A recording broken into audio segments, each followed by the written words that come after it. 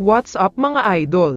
George King kakasuhan, galit ang Blackwater. Pero bago mo sana ipagpatuloy ang panonood mo, ay huwag mong kalimutan na mag-subscribe bilang suporta sa aking YouTube channel. Maraming salamat idol. Isang quick update lang tayo sandali sa sinabi ni Junmar Fajardo. Ayon sa kanya ay sobrang frustrated daw siya, dahil talagang nahihirapan daw sila ngayong conference, sunod-sunod na ang mga naging talo nila. Ang pinaka-latest na pagkatalo nila ay kontra sa number 1 ng standing na Northport Batangpier, nakabalik sila dito from being down 24 points, pero hindi nila nakumpleto ang comeback nila sa last seconds. Samantala, ngayon naman ay talakayin na natin ang balita tungkol sa Blackwater Bossing.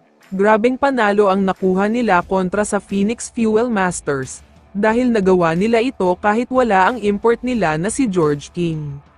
Sobrang maliit na ang chance nila na makapasok sa playoffs, pero isang malaking achievement talaga ang nagawa nila, dahil nga tinalo nila ang isang team na kumpleto ang lineup, at wala pa ang super import nila.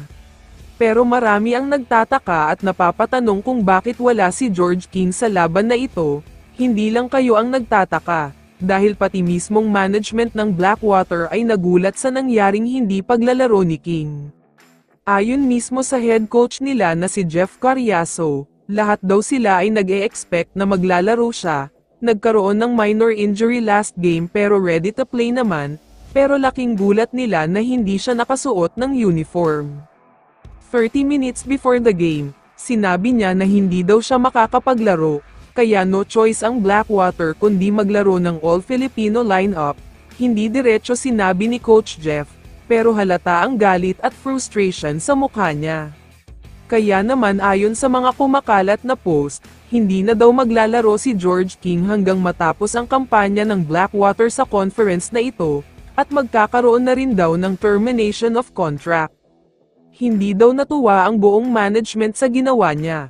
Kaya bilang karagdagang parusa ay kakasuhan daw siya ng breach of contract, dahil nga bigla na lang siyang hindi naglaro, at sinabi lang niya ito 30 minutes bago ang laban. Uulitin ko lang na ito ay kumakalat lamang sa social media, pero kung totoo man ito ay mukhang katapusan na ng PBA career ni George King, dahil siguradong hindi na siya kukunin ng Blackwater sa susunod dahil sa ugali niya. Kaya naman kung ikaw ang tatanungin idol, ano ang masasabi mo sa ginawa ni George King? I-comment mo naman ang sagot mo sa tanong na ito. So dito na nagtatapos ang video na ito. Maraming salamat sa pagsuporta at panonood mga idol. Ingat at bye-bye.